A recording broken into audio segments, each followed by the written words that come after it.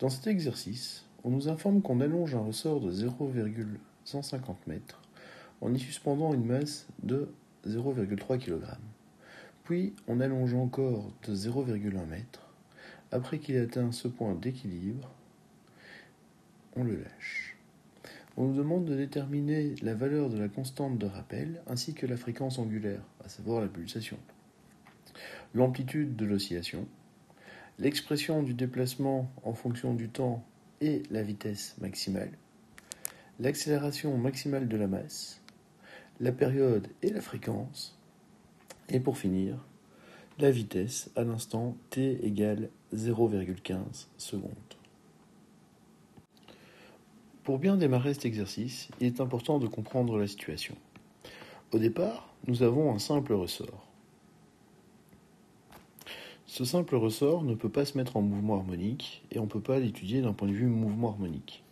Dans les mouvements harmoniques, la seule chose que nous pouvons étudier liée au ressort est le système masse-ressort. Nous allons donc devoir rajouter une masse pour pouvoir le mettre en mouvement harmonique. La masse que nous rajoutons a une masse de 300 g, soit 0,3 kg. Et on vient la placer au niveau du ressort. Sous l'effet du poids de la masse, notre ressort va s'allonger. On nous informe que l'allongement du ressort, que nous appellerons ici x, est de 0,15 m. Sous l'effet du poids de la masse, notre ressort s'allonge. Nous avons donc la valeur de la force qui vient provoquer cet allongement et la valeur de l'allongement. Nous allons pouvoir appliquer la loi de Hooke, F est égal à Kx, et grâce à ça, nous allons pouvoir venir isoler la constante de rappel du ressort. K est égal à F sur X, donc ici 3 divisé par 0,15, et nous trouvons comme valeur de K 20 newtons par mètre. Dans le point A, on nous demande également de déterminer la pulsation. Maintenant que nous avons K, ça va être très simple puisque la pulsation est égale à la racine carrée de K sur M. Et donc, nous avons comme valeur de pulsation 8,16 radians par seconde. Revenons maintenant à notre ressort. Lorsque nous avons suspendu notre poids, le ressort s'est allongé. Nous n'exerçons plus aucune force, plus aucune perturbation. Il va donc rester immobile. Ça veut dire que la position dans laquelle il se trouve est sa position d'équilibre. En somme, à cet endroit, y égale 0. Nous allons le sortir de sa position d'équilibre en venant exercer une force supplémentaire. Donc, notre ressort s'allonge encore parce que nous exerçons une nouvelle force dessus. Et par rapport à la position d'équilibre, le ressort s'est allongé de 10 cm.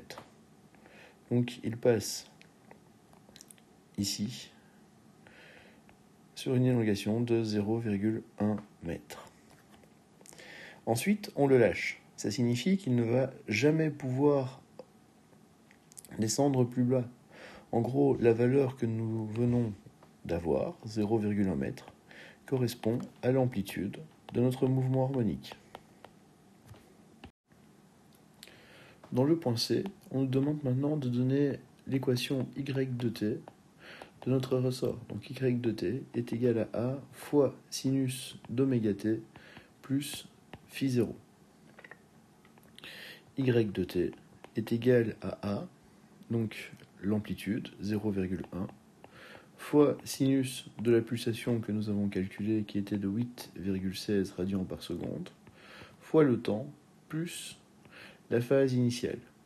Pour déterminer la valeur de la phase initiale, nous allons devoir commencer par fixer un repère. Je vais ici choisir mon repère dans le sens de l'allongement initial du ressort, donc vers le bas. Nous avons ici 0 sur le repère et ici l'amplitude. Donc notre ressort, notre masse part plutôt de plus l'amplitude. Dans un cercle trigonométrique, le sinus part de sa valeur maximum, ou à sa valeur maximum plutôt, lorsque l'angle est de pi demi. Donc, ma phase initiale, puisque y est à sa valeur maximale, le sinus vaut 1, donc la phase initiale vaut pi demi. Il est intéressant de noter ici que si nous avions choisi un autre repère, donc un repère vers le haut, nous aurions le 0 ici et notre masse partirait de moins l'amplitude. Donc le sinus devrait valoir moins 1 à l'instant t0. Notre phase initiale serait de 3 pi demi. Dans le point D, on nous demande de déterminer l'accélération maximale subie par la masse. L'accélération maximale est donnée par l'expression la pulsation au carré multipliée par l'amplitude. Nous connaissons la valeur de la pulsation ainsi que la valeur de l'amplitude. Et donc, nous trouvons comme accélération maximale 6,65 mètres par seconde au carré. Dans le point E, on nous demande de déterminer la période et la fréquence. Nous savons que la pulsation est égale à 2π sur la période. Donc, notre période est égale à 2π sur la pulsation. Nous trouvons comme valeur de période 0,77 secondes. Nous savons que la fréquence est égale à l'inverse de la période. Notre fréquence est donc égale à 1,3 Hz. Pour finir, on nous demande de déterminer la vitesse à l'instant t égale 0,15 secondes. Pour déterminer la vitesse à un instant précis, nous devons utiliser l'équation de la vitesse en fonction du temps. V est égal à la pulsation fois l'amplitude, fois le cosinus de la pulsation fois le temps, plus notre phase initiale.